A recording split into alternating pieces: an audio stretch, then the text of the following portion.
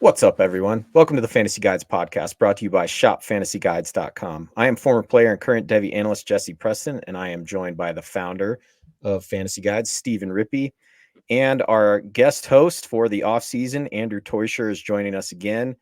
Andrew, you did a great job last week. I had to bring you back. Yeah, I am glad I somehow tricked you guys into thinking I'm competent at this and am getting another shot at it. So I'm always glad to be here spewing some nonsense and hopefully helping some people learn something. And Jacob is more of our rookie expert than Steven, but Steven is really good, Andrew, at commenting on jerseys, face masks, single-digit numbers, things like that. So but he's gotten some things through the grapevine, I'm sure, and seen some risers and fallers. So hopefully, Steven, you can contribute, and Steven, feel free to ask questions. I'll do my best to answer anything you got. What's funny, Jesse, is all I've been doing lately is working on rookies, but it's more just entering rookie data into our draft guides. So I've digested some of it, but that's why I have you guys. You guys are the ones that are really grinding away at this. I'm just kind of doing spreadsheet work, and as I'm getting close to being finished with some of this, I will start to digest more of it. So I'm learning like many of us right now. All right, I love it. On tonight's episode, we figured we'd talk running backs. Last week, we talked quarterbacks. If you haven't tuned into that one, great conversation between Jacob, Andrew, and myself going through the QB class, which we really, really like. We are not as high on the running backs, but there are still some great info to talk about, and there are some diamonds in the rough, I believe, as we go through here. And I think Jacob said it best. He said, what makes it really fun when there's not like a consensus number one is we all get to have a favorite running back in this class. So we will try and talk about those as well. So Andrew, I'll kick it over to you. And I thought maybe we talk a little bit about the Senior Bowl, which just happened this past week. Yeah, we got to talk Senior Bowl. So for those who don't know, because not everyone watches the Senior Bowl. Not everyone is Jesse Preston, who sits there and just craves and salivates over watching some dudes who weren't good enough to declare early. He loves him some Senior Bowl, some college football. So what happens is they ask usually seniors to go to this all-star game and compete, and we get to see like the best of the best. Oftentimes, guys from smaller schools get a shot to shine, but this year, Jesse, as we saw, it is not just seniors going because the NIL transfer rules have screwed everything. So we saw a bunch of guys there. And who stood out to you, Jesse? Yeah, I think it's probably going to just be the Reese's Bowl here pretty soon, I think, because the senior thing doesn't really matter anymore. And the wide receivers looked really good. We'll talk wide receivers next week, but there were five that really stood out. Ladd McConkey from Georgia. He's probably my new favorite wide receiver. I will have to see kind of where he goes in the dynasty rankings. I believe right now we have him in the what's the let me see what the average says. Ladd's going in the 20s, so somewhere around that range of like total player. But as we start to fill these in, we might see him rise up the board. I've seen him going as high as the second round in some mock drafts, and he just tore it up at the Senior Bowl. So he's no longer a secret. We'll talk more about his story and everything else during our receiver pod next week. Roman Wilson, also a guy that I've always really liked. He was the fastest single player in his recruiting class when he was 18 years old, a kid out of Hawaii. I remember reading his name, and it said he ran like a 4.2 40 in high school. So who knows? Maybe he put on weight. Maybe he's not as fast, but we could see him run really, really quickly. But he looked really good. I think he's no longer a sleeper. Ricky Pearsall, the wide receiver from the Florida Gators, he had some highlight catches both at Arizona State and at Florida. He looked really good during the Senior Bowl week, both in practices and in the game. Javon Baker coming out of UCF. We've actually seen some success out of UCF wide receivers in the past, and he has a lot of talent, and I guess he looked good this week. And then Malachi Corley, wide receiver out of Western Kentucky. Now, I will admit I didn't get to watch a ton of Western Kentucky football this year, but there are a ton of pundits that are very high on him, and I guess he looked really good during the week of practice and during the game as well. So mostly it was, as far as fantasy goes, there were definitely some non-fantasy players that stood out as well, some DBs that looked really good during the week and helped their draft stock. But this is a fantasy football pod, so we're excited about the wide receivers. Jesse, I can say about Malachi is that he doesn't have a headshot or an avatar, I should say, in the draft guide. So I'm gonna have to work on that tomorrow. Yeah, I have actually. Being that you brought him up. Well, and I've seen him go second, third round in mock drafts, so he could be a high pick. Smaller school guy.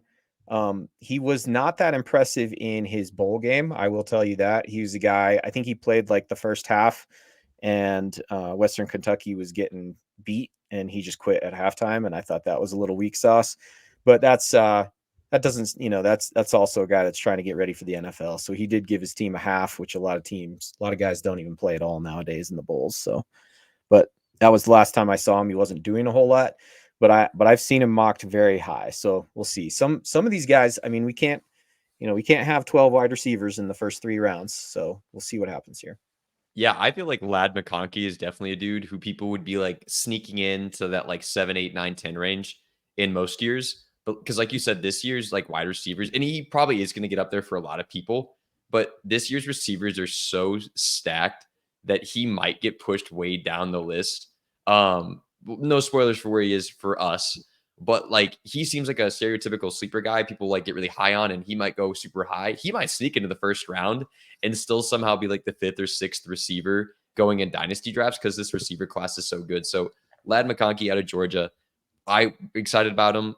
People raved about him constantly at the Senior Bowl. So I totally am in agreement there. Malachi Corley, like I said, people keep like Debo is the description. And that's always exciting. A couple running backs I've heard that people are excited about. Just to mention a couple of those guys at least. Marshawn Lloyd turned some heads apparently, which is good to see because he's a guy when you look at his stats it's like he was efficient, but playing with Caleb Williams, they just threw the ball every stinking time. So he had like 100 rush attempts. So could it be more? Hopefully. What did you think of Marshawn Lloyd, Jesse? He's okay. He's not a guy that I'm super high on. I have some other guys when we get to the running back rankings that I like above him.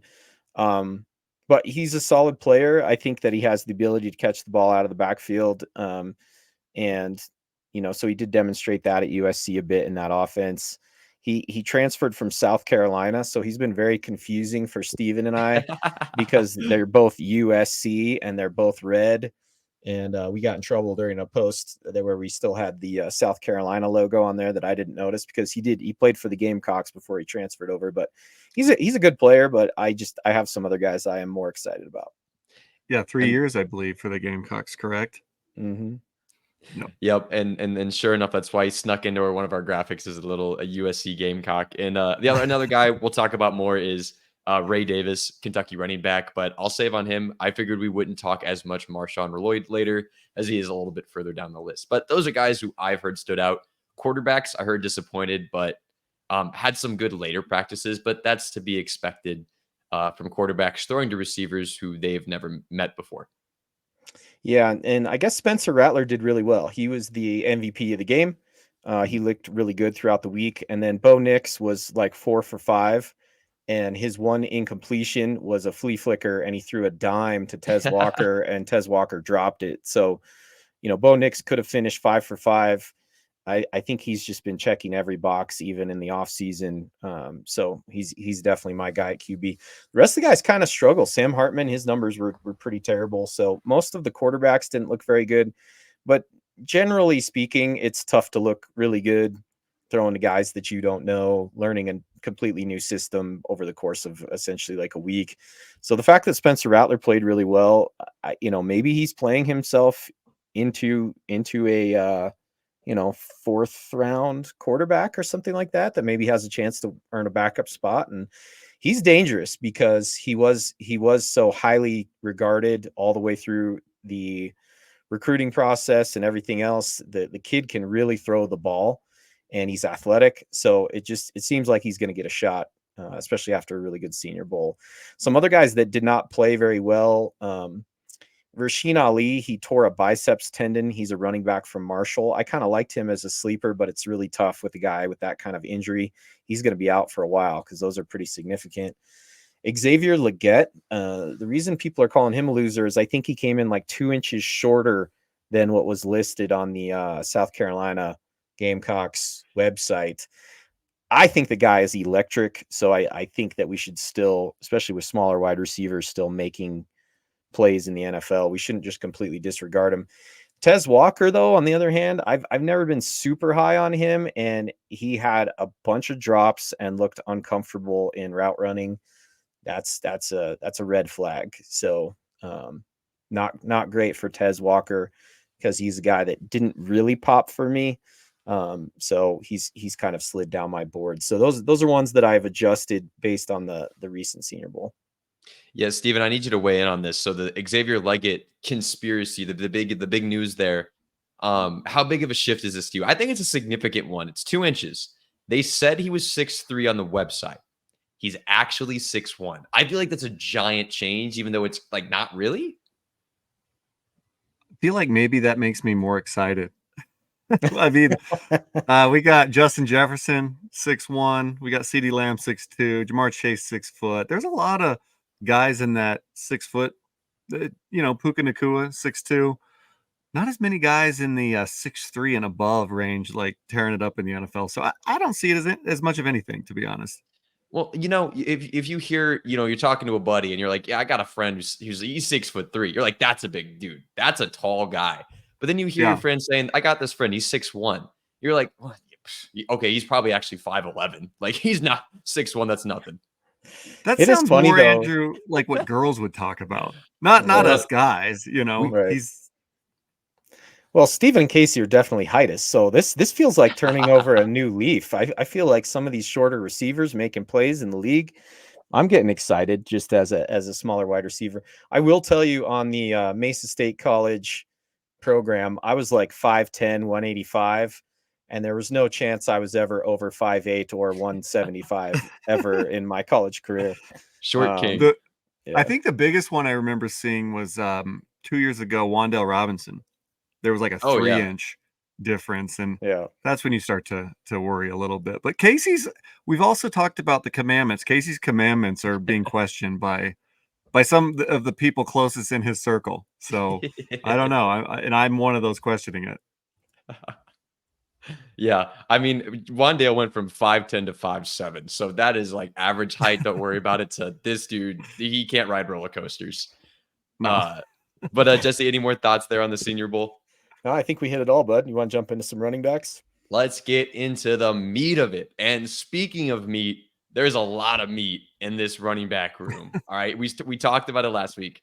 And, last year, so fun. Like, dudes running 4.3s, exciting. Like, it got underestimated. I think Jahmyr Gibbs ran a 4.3 something, but no one cared because Devon Achane was faster because that was just last year's class. Bring in this year's class. These are some dudes with some quads, some schmeat that they are going to be slanging as they're running down this field, and they're going to be knocking dudes over. And, man, it does not get any bigger than our first guy. Actually, it does get bigger. That's what's scary. But one big dude who has a little wiggle to him. Tell us about Audric Estime, Jesse. Yeah, 5'11", 227, 20 years old. He's declaring early. He almost had 1,000 yards in 2022 and then blew up with 1,300 yards and 18 touchdowns this past year. He is Jacob's number one running back. He is not my number one running back. So I am now very concerned about any running back that looks like A.J. Dillon coming into the league, because A.J. Dillon coming into the league, he was pulling away from people. He had explosion after he would stiff arm somebody and everything else. And he does not look like that at the next level. Everybody's bigger. Everybody's stronger. If your speed is in question, I feel like it tends to hurt bigger running backs, unless you're Kyron Williams, then speed doesn't matter. But I am going to, since Jake's not here, I'm gonna read from a scouting report that talks about his strengths and weaknesses, just to give a little bit more of a like neutral stance. But Estime's robust physique and leg strength enable him to break through arm tackles and create his own running lanes. I know Jacob has talked about he shows bursts of impressive lateral agility, complementing his power running style. So that's one of his main arguments is the guy can still move laterally really well. He displays good contact balance, adept at spinning off or bouncing off from soft contacts, efficient running style, maximizing yardage without unnecessary moves. Now, the things that stand out to me watching are here in the weaknesses scouting report. This isn't mine. This is one I found from an independent site, just because Jake's cursing at me right now while he's listening. But he lacks the extra gear to consistently create space in the secondary. His running style characterized by short, choppy steps, harms breakaway speed, occasionally overly patient behind the line, allowing defenses to disrupt plays. And there are some ball security concerns. While built for pass protection, he needs further skill development in that area. So those are the things that make me not have him at the top of my board. I just don't think he's as polished as some of these other running backs. And then the other thing that we do have to say is Jacob is a huge Notre Dame fan. So for sure. I don't know. Steven, do you think he's coming in with a neutral eyes? I don't. I'm sorry, Jacob. He's one of the guys I have watched a little bit of film on, and the eyeball test, he kind of looks like a poor man's Leonard Fournette to me. He doesn't look super fast. I don't think he seems to have a ton of wiggle. Yes, he looks like he could run over a few guys, but he doesn't look like he'll be that great in the pass game. Honestly, probably a little bit like Leonard Fournette. Like if somebody's going to dump off passes to him, he's probably fine, but not somebody you're going to send on routes. He does have some good metrics that stand out from PFF, but the eyeball test to me, he's a little bit slow and sluggish. Yeah, what I was seeing a lot of the similar things as you guys. He's shifty for a big guy though. Like in terms of he can make I love this term. He can make a guy miss in a phone booth. He can do that. And it looks silly because he's 227 pounds. And why it looks exceptionally silly and who I comped him to was he looks like Jerome Bettis. And not that he's going to be a Hall of Fame running back. Not by that. He's you also never a Notre watched Dame guy. him. Come on, Andrew. No, that's before your time. I even went back. I watched the NFL films. Steven, he was an old Ram way back in the day. You know where he went to school? Notre Dame. There you go. So that's why it's all playing. But the All reason he right. looks like Jerome Bettis is he has some wiggle, but he looks huge because he's built like a Lego man on the top half. And then he just has like normal guy legs on the bottom half. So he's incredibly like top heavy and it's hysterical to see.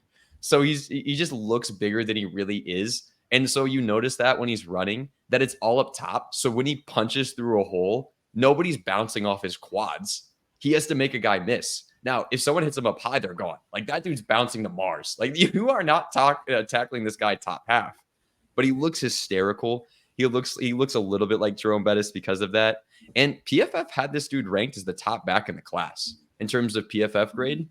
So and you see that with like it's a good grade because he's a good consistent runner. But as you guys said, he's not exciting. Like he makes a good play or two, but like that scouting report says, he doesn't always finish runs. He does have a lot of breakaways though. Yeah, I think he's going to be fine. I just I don't think he's the best running back in this class. So that's where Jacob and I are differing there. Yeah, and the biggest thing to remember is that even the best back in this class, we're going to get excited if he goes in the second round. We might not see a second round running back this year. And yeah, I think I've been seeing one consistently. Yeah, I think that's something I got to keep in mind too. Is I'm you do the thing, you compare it to like recent running backs, and I feel like I'm guilty of doing that, comparing him to some of our last year running backs. And like you guys said, this is not the same running back class. No, and I know what guy you're seeing consistently in the second round, Jesse. And let me know if it's this guy, because I think I might be with you on liking this guy more. But Blake Corum, anyone? Little Blake Corum in your life? Little Michigan, little guy coming off the torn ACL. I will start off by saying tape this year does not do him justice. Jesse, tell us about how much you love Blake Corum. He's my number one coming out. I know in Devi and Dynasty, when a guy stays another year, especially he's a running back and has that ACL, a lot of people kind of write him off. He came back with that torn ACL and rushed for 1,200 yards and a school record 27 touchdowns. Also caught 16 balls for 117 yards. He did catch a couple passes in the playoffs as well. I think they kind of held on to that ability of his till later in the season for that reason. When he was a sophomore, he had 24 catches, so he will catch the ball out of the backfield. When you think of everybody, Steven, I mean, we can go way back and you can list all sorts of really great Michigan running backs. This guy is maybe the best in the history of Michigan. So whether or not he's extremely productive in the NFL, we'll see, but an extremely productive career. He was essentially he wasn't a lock for the Heisman, but he was a lock for being a Heisman finalist before tearing his ACL as a junior. I still had him as my number 3 running back in last year's class. I had it Gibbs and our boy from Texas, Bijan, the mustard man. Dijon. Yep. Yeah. And then Blake Corum was my 3rd favorite guy, and then he went back to school. So I've never seen a running back that I liked that much that I thought could be, a 2nd round guy go back to school. Now we'll see. He's short. He is short, but he is very, very thick. And he had like 90 some speed on NCAA 14, Steve. So I don't know if he's going to run a fast 40, but they liked when he came in as a freshman, he was in the 90s. I'm just throwing that out there. That's what I always loved about the old NCAA games is if a player's really good, I feel like they just gave him a ton of speed. Like that was the way to make a player really good on the game, and that's hilarious because 97 speed's pretty. That's a burner. Yeah, I thought looking at this guy, I remembered liking him because we watched him last year. We all thought he'd come out. We thought it just made sense. And so we were getting ready for him. And I remembered liking him last year and you singing his praises. And then I watched 23 tape and I'm like, yeah, he's got some stuff to him. He's got that veteran, like he's 23. He's doing the stuff he should. Like one thing I noticed is like when he's trying to find a hole, it's like in Space Jam when Bugs Bunny has a magnet and he's underground dragging that ball to the golf hole. Like he's magnetic in that way and finding a hole. Yeah. But and like wait that's a minute, what I Bugs Bunny too? We got Jerome Bettis and Bugs Bunny, Andrew. Yeah. You're I'm surprising cultured, me Steve. today. I'm cultured. Put some respect on my name. But okay, Corum, he had that to him, but he had no burst. Like he wasn't finishing. He wasn't doing anything exciting. What I wrote down is Corum from 2023 is a day 3 pick. He is not a day 2 pick. Maybe 3rd round, maybe. Corum from 2022 before, that's the guy who's competing with Bijan and Gibbs. That's the guy who should be going in the 2nd round. And we have to cross our fingers that we could actually get an elite running back out of this class. If this dude can return to form like he did in 22 and 21, I like him a lot. I think he can finish runs. He can get big when he needs to. He's got the 30 BMI I want to see. He checks a lot of boxes if he's healthy. Yeah, he's a dominator rating too. Really, really high character guy. Done a ton for his community. Comes from a very small town community, small town mentality.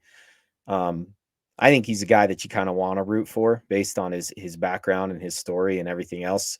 So I could see him being successful right away. Being older like that, you do have to factor that in if you're a dynasty player. That shelf life isn't as long, but he should be ready to go. And he does everything well. He picks up the blitz. He catches the ball out of the backfield. He's a complete running back, short in stature, but does everything else really, really well.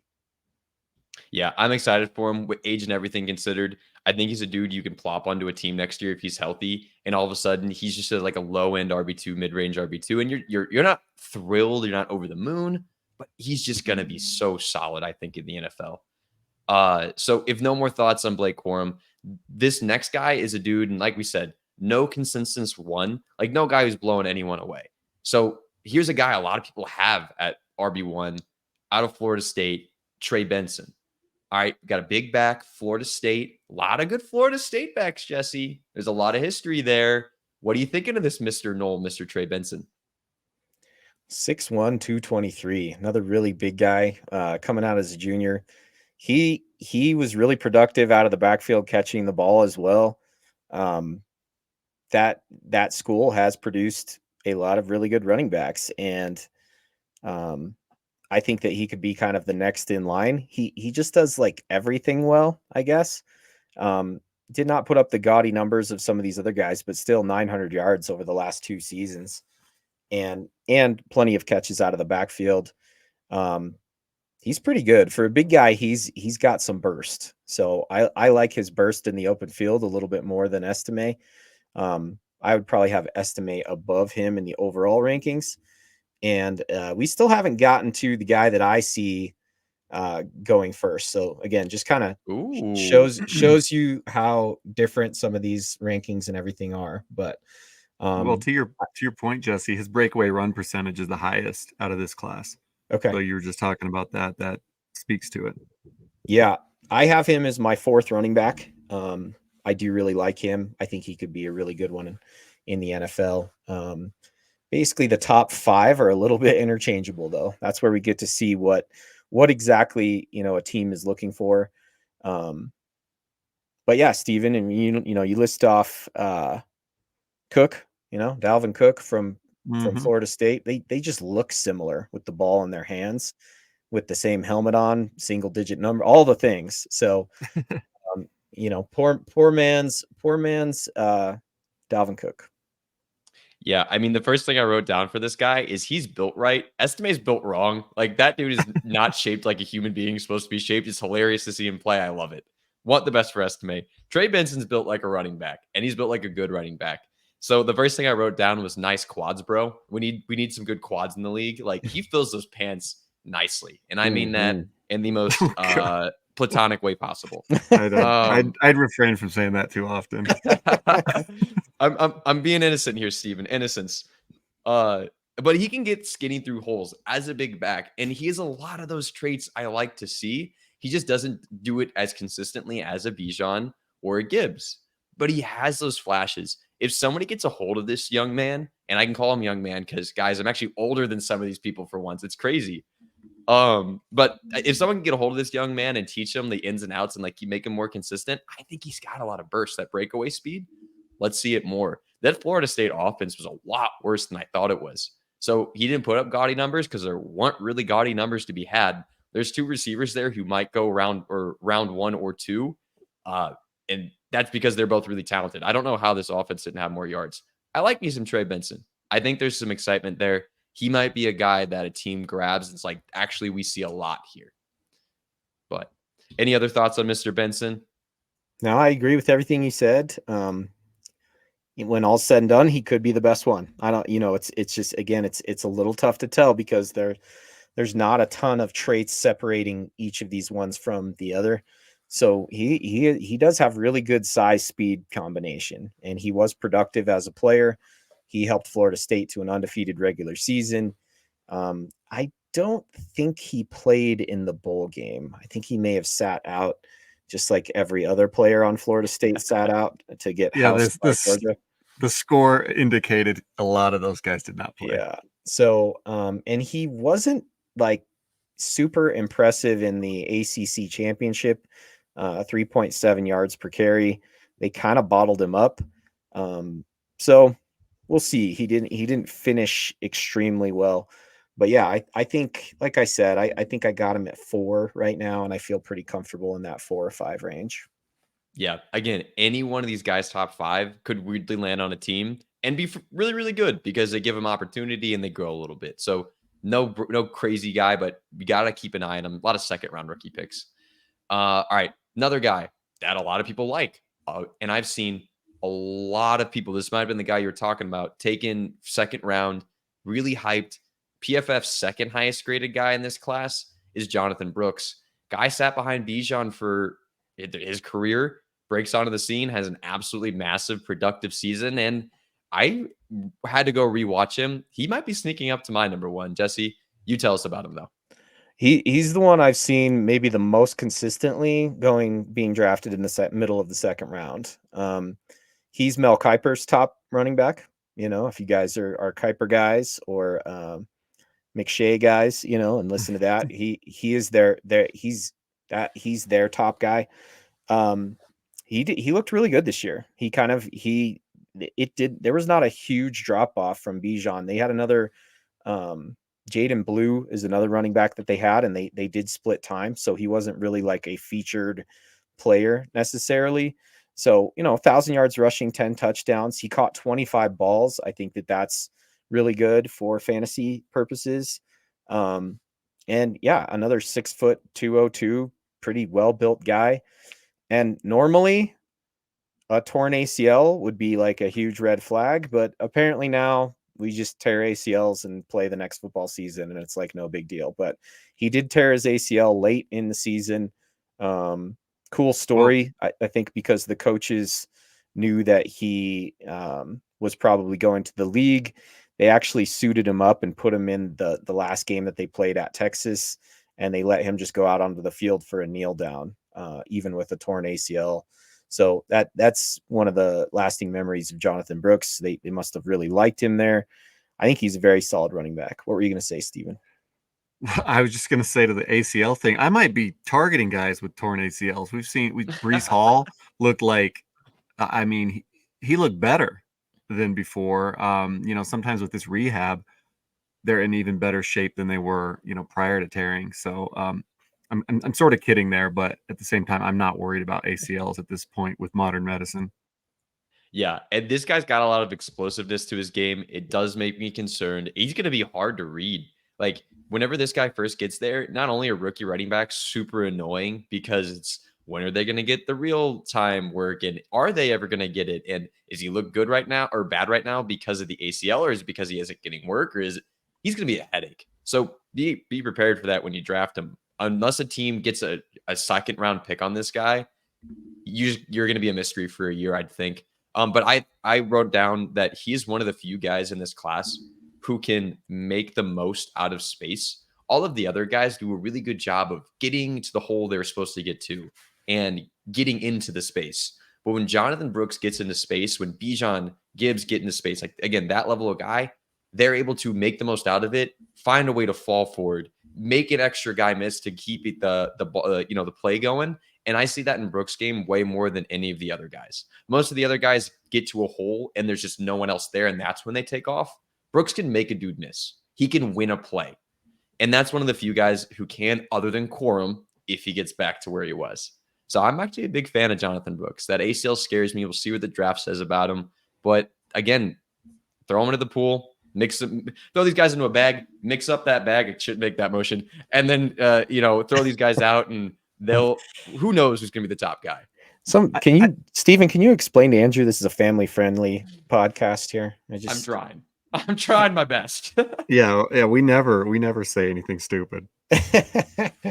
You know what though? The only way the ACL probably concerns me or scares me is if it affects his draft capital. If he goes late, if he doesn't go in the top 3 rounds, then I start to worry a little bit more. If he can manage to go, in the 3rd round or something, I'd probably worry a lot less. Yeah, everything's saying he'll go top 2 or 3. If I see the 2, I'm more in immediately. And instead of like making him a buy low later, if he's round 3, I'm going to be real cautious. I think I can buy him low and see if he can look better year 2 as opposed to year 1. That's kind of my approach with him.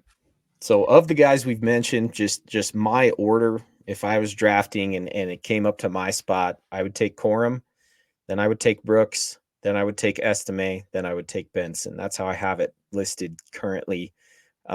Jacob has kind of talked me into moving Estime up. I had him outside the top 5 early in the draft process, but I have watched him a little bit more. And I think those 4 guys and maybe the next guy we talk about could go in those first 3 rounds. But I would imagine no one in the first and no one even maybe halfway through the second. So is mostly what I'm seeing. Yeah. And that's what I'm going to assume as well. No surefire running back going in the first round. But one guy who's a little bit different from the rest of these dudes, little scat back kind of action here, Bucky Irving. But man, that dude is exciting, and everyone, and I mean everyone, looks faster in Oregon Ducks uniforms. I mean, look at that silver helmet. That's a bullet. What'd you think of Bucky Irving? He's one of my favorites. He probably rose the most for me of any running back throughout just watching him play throughout the season, because so much of the offense went through him. And it's Steven's cheat code. Steven, look at the receptions there. 56 catches this past season. Mouth's watering. Yeah, and 31 the year before that. So the guy's got, almost 100 catches in his career under his belt, a couple of 1,000-yard rushing seasons. He's thicker than you think. I've seen him finish runs and look really good. If you watch the CU Buffs play him, it was not pretty. That was when the whole CU Buffs thing came crumbling down after 3 weeks of us being very, very excited. Bucky Irving just put one on him. So really, really good player. He wilted a little bit. The 2 times that they played Washington, he did not play very well, which those were the closest thing to an NFL defense that he saw all year. So I think that's why he's not going to jump up and be that, number one guy. And also I know Casey, since Casey's not here, just in Casey's, in remembering Casey's honor, he did wear number 0. So I know Casey would knock him down a few pegs because of wearing number 0. So and sub 200 pounds. This is the worst nightmare for Casey. I will say, just because I can comment on the number 0. Even though, we had Calvin Ridley, who's like kind of the one that I think of the most as like adopting that number this season, and he didn't do that well. I think the number 0 is starting to grow on me. No, don't give in. Don't give in. Yeah, that's you and me, Steven. I don't know what's happening, but I design these avatars. I do a lot with design, and the number 0, it's kind of it's symmetrical, looks good. I can't just fight the trend forever, so I'm kind of in on it now. No, don't give into that. Don't give into that. That is not a number. 0 is the existence of no quantity. Get that out of here. Next, we're going to have negative numbers. It would be negative 13. How do you like that, Steven? Is that the world you want to live in? Well, eventually, if enough player numbers get retired, I mean, we're going to, have to think of other options, Andrew. I still think that the hashtag's coming. I'll take hashtag. I'll take like circle on their chest. Like their number is circle. Circle. Yeah. Before 0, circle's better than 0. No, it's symmetrical. Remember when Goldberg in The Longest Yard, he was X? That was good. I can give it that. I do. Here's my Bucky Irving thing. This is reading a weakness from his scouting report, and then me going, I think it might be a strength for me. It says struggles to decelerate after gaining speed. It's just like he hits it and he goes, man. He's fast. He has home run hitting ability. Are they just saying he can't do that move that like Lamar Jackson did on that guy where he just stopped and the guy like ran by? I think that's what they're saying. How often does that happen? I'm like, why decelerate? All gas, no brakes. That's my motto. Yeah, I wrote down a comment. He snatches the soles and spelled it like foot soles out of anyone who's standing flat footed. Like if you're not ready for this dude, and I forgot who they were playing, but he was playing a guy, I think it was like Wyoming, someone not amazing, and the linebacker was just standing there ready to like take on the impact, and he lowers his head. Eyes. Yep, Bucky Irving's right behind him before he even realizes it. So he's got like big Jerick McKinnon from years past vibes. Like this dude is not an every down back. But look at those receptions. I don't care. This is a dude who I think is going to slide in drafts because, maybe not. There's a new trend of taking these smaller, lighter, faster guys. But I think if this dude falls and he loses some attention, I really want this guy. If he gets the 3rd in rookie drafts, I'm snatching him everywhere. There's so much receiving potential. He can actually run a route. Him and one other guy we're going to talk about can actually run a receiver route. And I'm excited for those guys. So Oregon Ducks, number 0. Steven, don't do it. I mean, just look at that. Like the circle or the O there in the duck is a better number on the jersey than the 0. I'm standing by math. I feel like they're the same, but do you teach math? Is that right, Andrew? You're a math teacher? I cannot count to 11. So no, I do not teach math. I teach social studies. The opposite side. Okay. Social studies. All right. Because you were doing like non-quantifiable, all these like I was like, I thought it was social studies, but you were convincing me there that it was math for a second. I'm just good at a trivia night where I randomly list facts in big words to sound smart. I'm an idiot. Don't let anyone make you think different. I used to be more out on these guys. I always like the receiving back, so that is a trump card for me. But I don't know, with Devin A-Chain, these guys look similar sized. He probably is a little taller than A-Chain. Similar type of workload to A-Chain in college, at least his final year. So I don't know. Kind of getting a little more into these guys. He just doesn't have wheels like A-Chan or Keaton Mitchell is the only difference. He's got wheels, but not like that. Like A-Chan doesn't touch the ground. That dude's gliding. It's cheating. Well, we're going to go from Bucky Irving to a dude who cannot be more opposite of Bucky Irving. And that is this monster of a human being, Braylon Allen. And Jesse, I feel cheated by this individual. This was the guy who I actually knew the name of going into this college season. I was like, this dude was good last year. He's big. He's fast. He's young. He's going to be awesome. And he blew everything and ruined it. And he had a good coordinator, I thought, there. And I'm really upset about that Wisconsin Red man doing us dirty. So please, Jesse, tell us more about him. Well, they went away from the Wisconsin slam it right down your throats with an NFL style, pro style offense, and they went to more of a spread concept. His yards per carry, 5.4, 5.4. That didn't change much. He still scored 12 touchdowns. He just did not get quite as much opportunity this past season. My biggest thing, and he has a really good breakout age because he got there as a true freshman and he rushed for 1,200 yards and 12 touchdowns as a true freshman.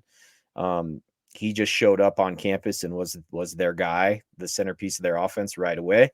So that part's good. And if you look, 3 years being extremely productive, I would say. But like 400 yards less this past season. I think it was more due to the offense changing around.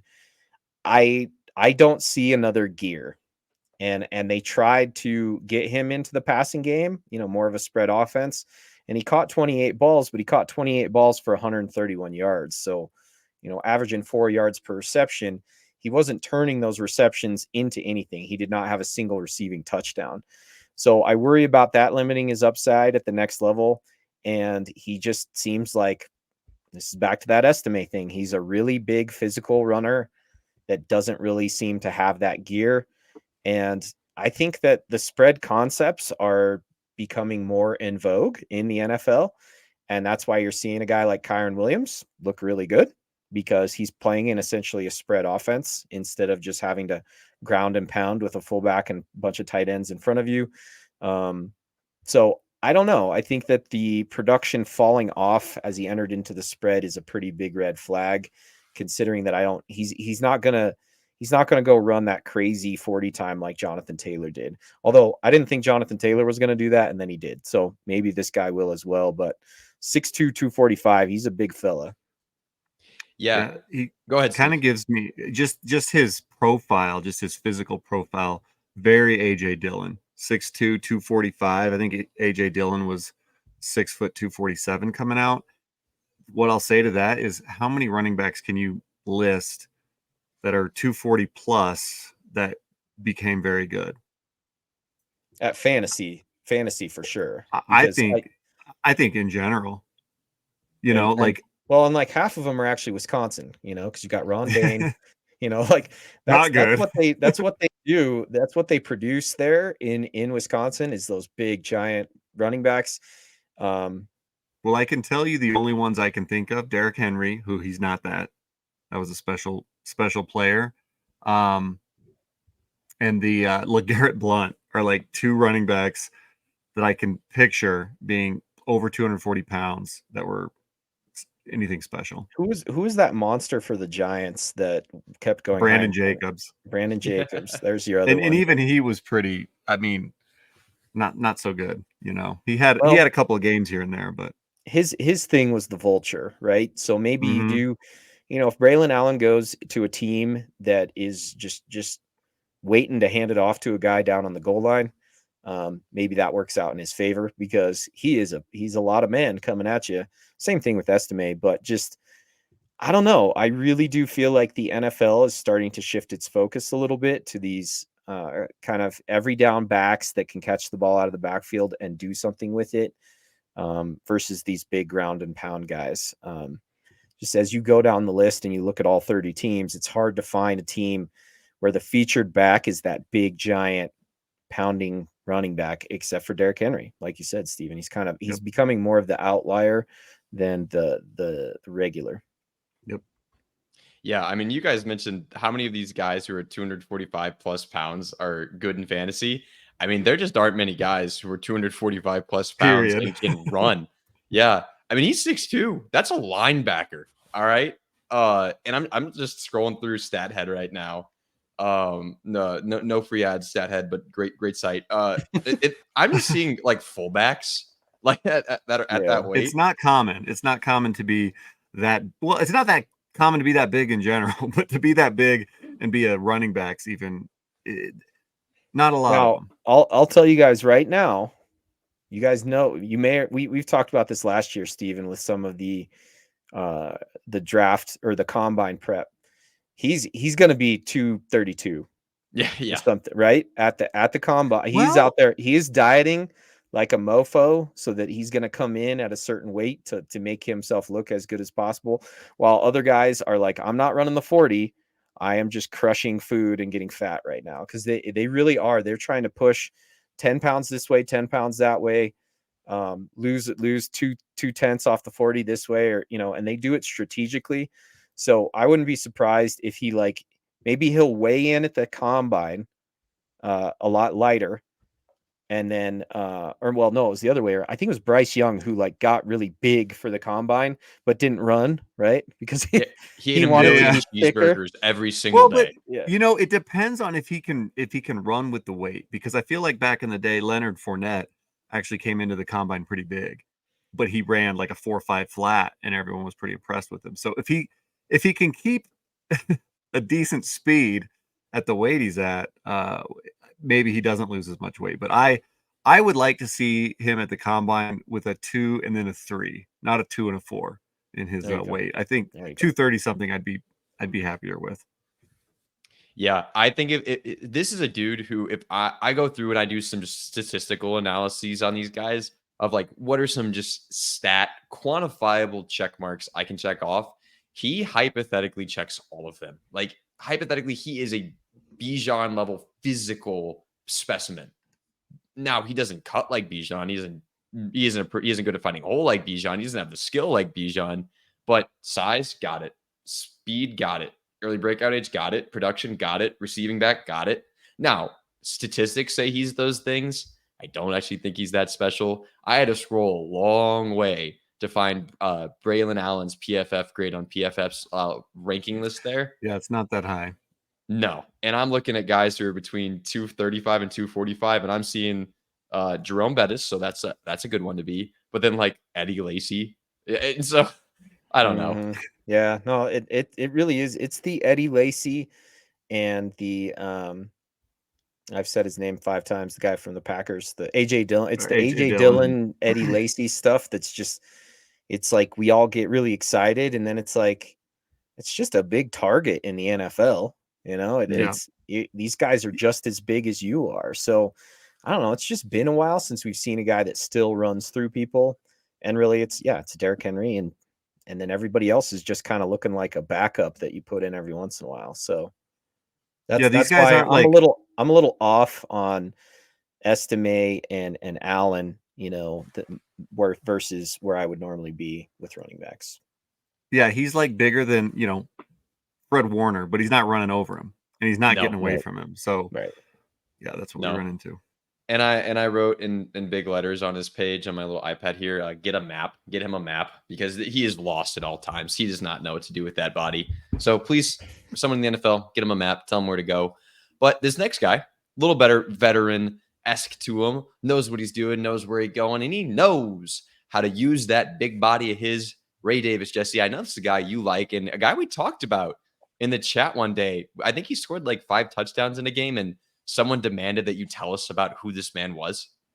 Yeah, Jacob and I were both watching the Kentucky Wildcats and the Florida Gators game at the same time. And there was this guy, Ray Davis, who was not really on my radar at the time, just gashing them. He's gashing them in the passing game, gashing them in the running game. And I was going, who the hell is this guy? And I had to look into it a little more. He was 1,000-yard back, in 2022 as well. But really this year it was 1,100 yards, 14 touchdowns, caught a ton of balls as well, 7 touchdowns receiving. He did it all. That Kentucky offense is a pro-style offense.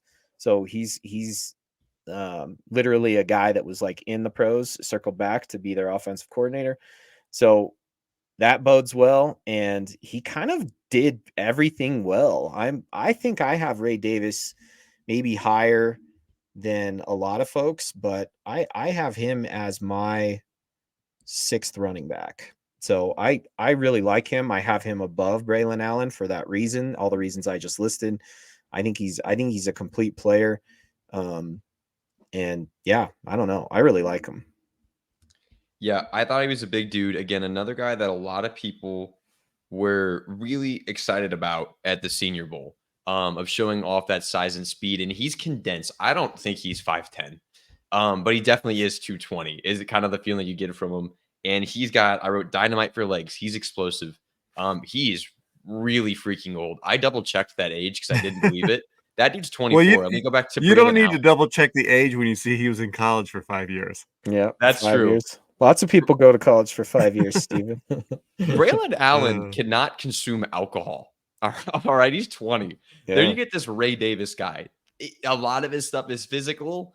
And when a lot of your goods are physical and you're 24 years old getting tackled by an 18-year-old, little red flag for me. So Ray Davis, I like him. There's definitely some positives there. I'd like to see what the NFL thinks of him.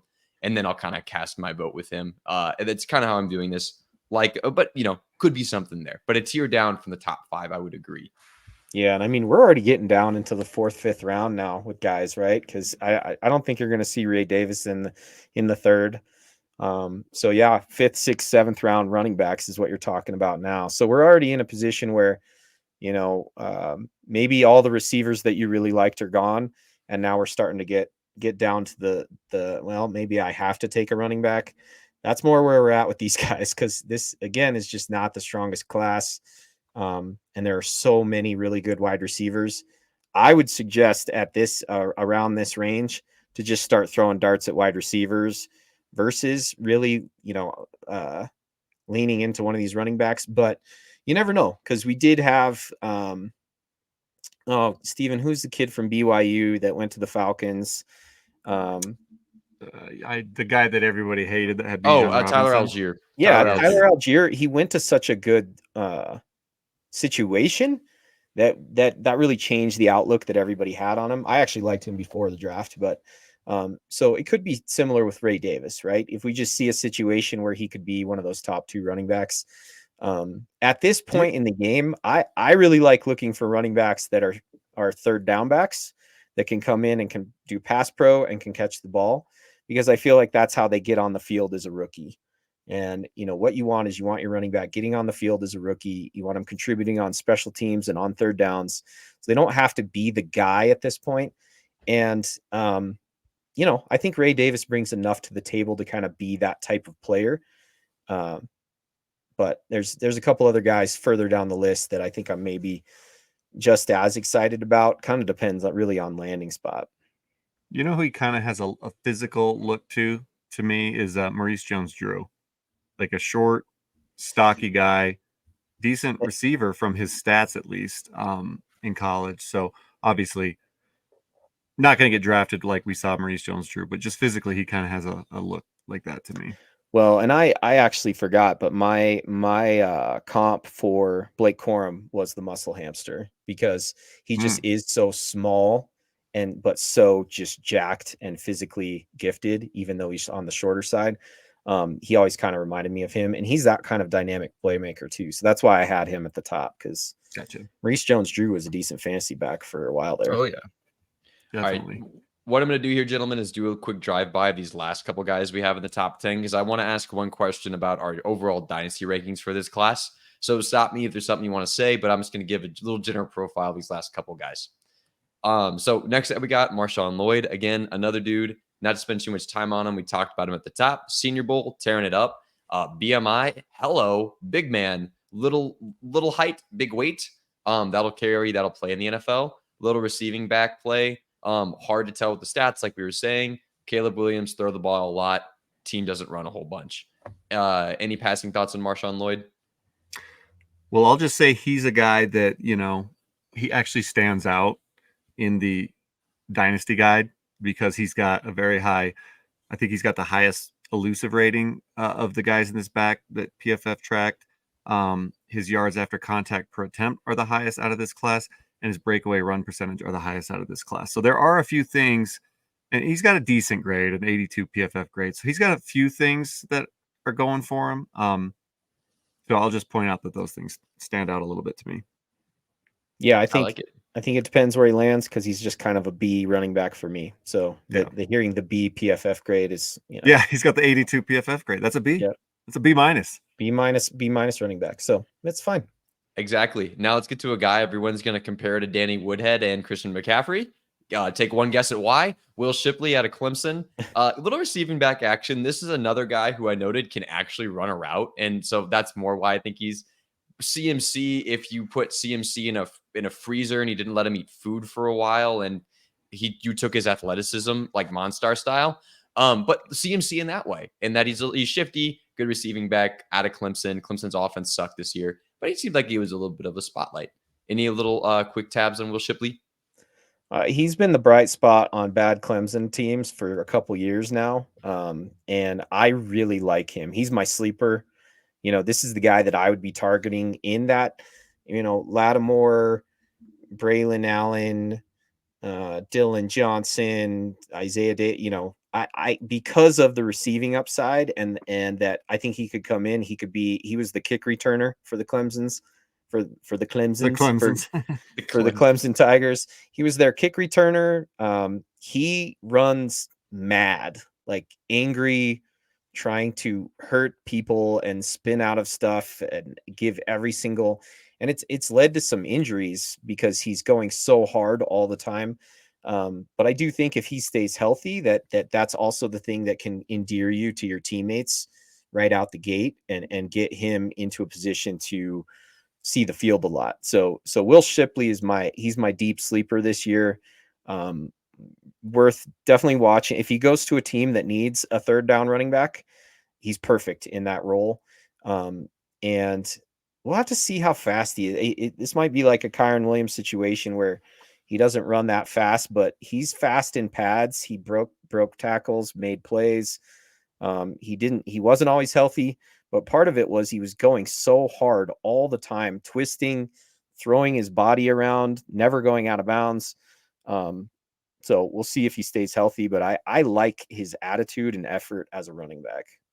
Kind of sounds like the description of a Belichick running back, like a Yeah. versatile, do it everything Rex Burkhead type. That a little more situational, but interesting. Rex Burkhead Brady. might be a good way to go. And Rex Burkhead was fantasy relevant a few times because he is that guy. You can use him in a lot of different ways. And I think that's the type of thing you'll get with Will Shipley. All right, our 10th guy, Dylan Johnson, played in the Great Washington offense. I think that made it really easy to get production. He played at Mississippi State for a little bit. Had to look at what are they, 2021, 65 catches, 48 catches. Again, could be a good receiving back. Really easy for him to get catches in that Washington system. Quick thoughts on Dylan Johnson?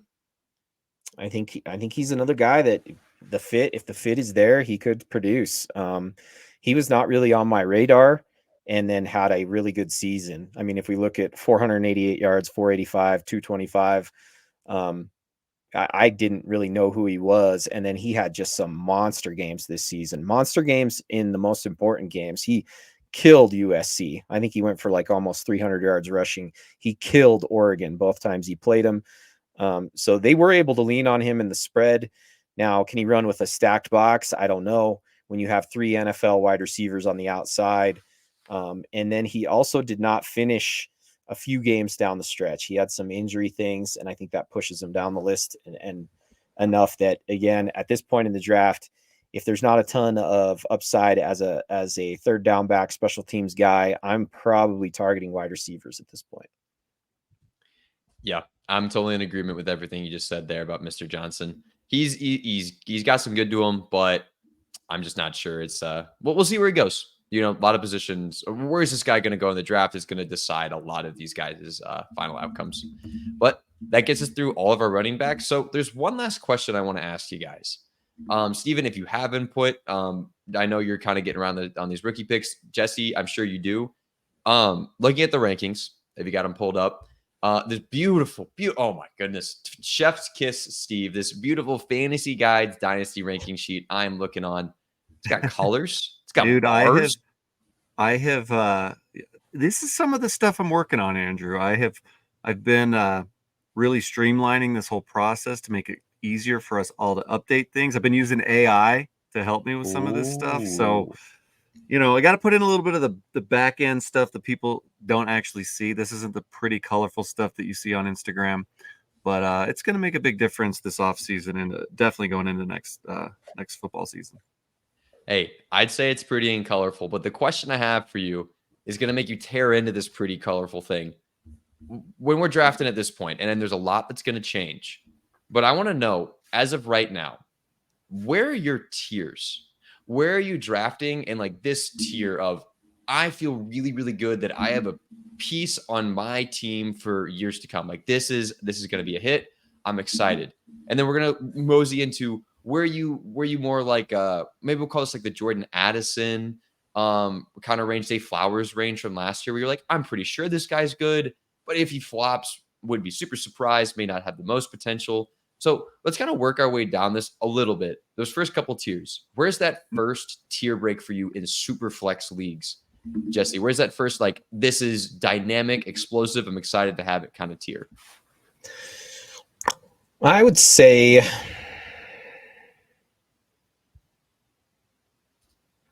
I think you could go 7 deep of pretty elite players.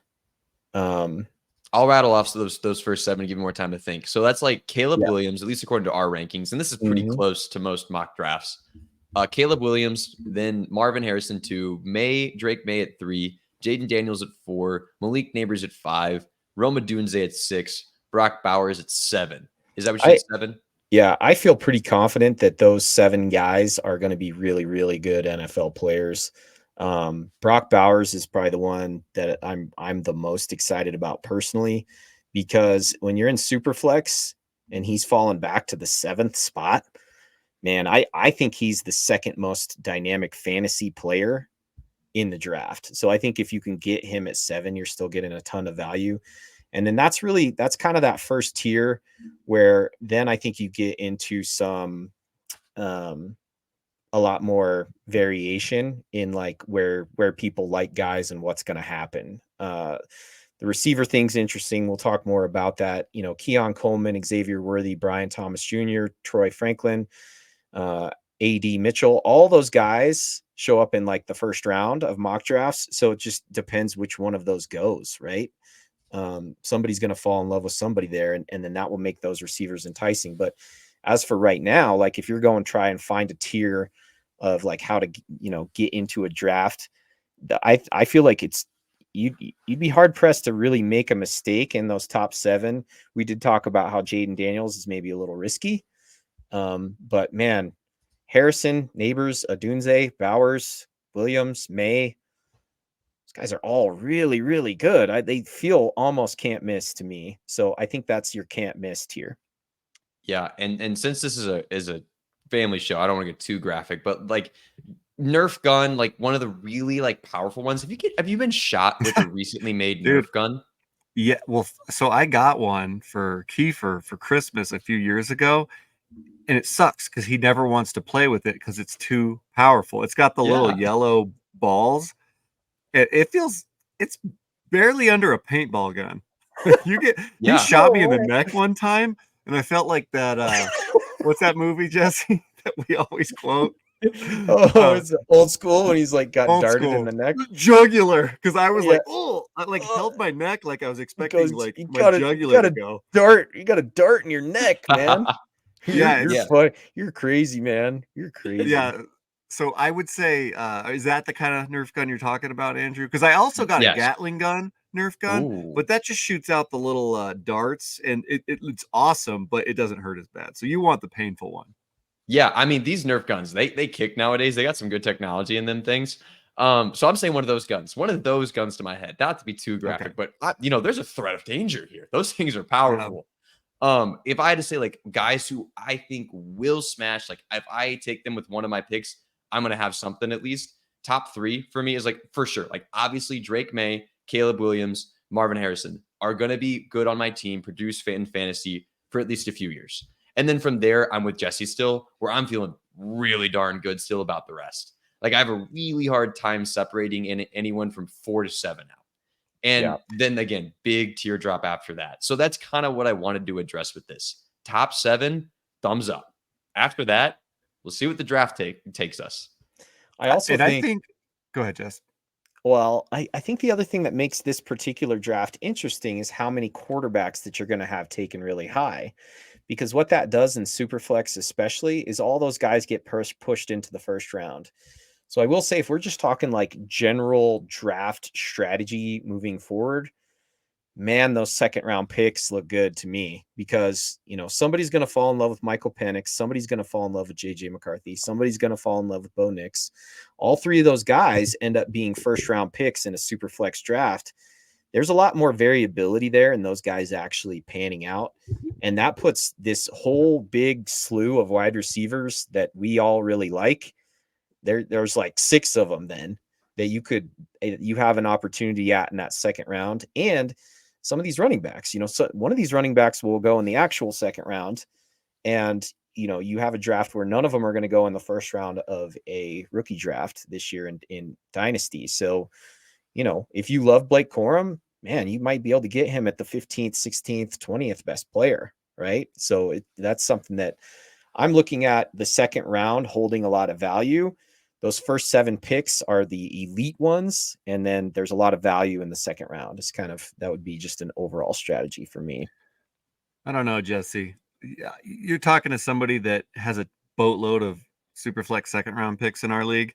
And I'm looking at a bunch of running backs that you just told me to not draft outside of Blake Corum. So now I'm getting nervous myself. Well, but there are Xavier Worthy, Brian Thomas Jr., Troy Franklin, Adonai Mitchell, Xavier Legette, Lad McConkey, Malachi Corley, Jalen Polk. I love all those wide receivers. Yeah. So it's like that. That's why I'm telling you, if you have a running back you love, you can go in the second round and make that pick. I personally think that it's so much deeper at wide receiver. And if you're super flex, that pushes those wide receivers even further back. That, man, Steven, you should just, and I hate telling you this. I hate that this is what it's come to, is I'm just telling Steven how to beat me in Dynasty, but I would just go receiver, receiver, receiver, receiver, receiver. Also, little sleeper tight end, Jatavian Sanders from Texas. I think we get lost in the Brock Bowers hype so much that there's a little late second, early third that you could pick up too, Steven. That would be physically that guy, also number 0, if I remember correctly. Yeah. But that guy looks like an athletic specimen. Oh man, no, enough of this number 0. You're ruining it for me. We gotta get out of this pod before I get too angry. I am gonna throw in just one more name with running backs. Dijon Edwards from Georgia. So we do know that Georgia has just been stockpiling talent for years and years and years. This guy has hardly any tread on the tires because of just the sheer number of running backs that they had there. But he's just one of those guys that really popped when he was on the field, when he did get the opportunity. So he's going to slide under radars because he wasn't like extremely productive. But we've seen that in the past with some of those backup Alabama running backs that end up being something in the league.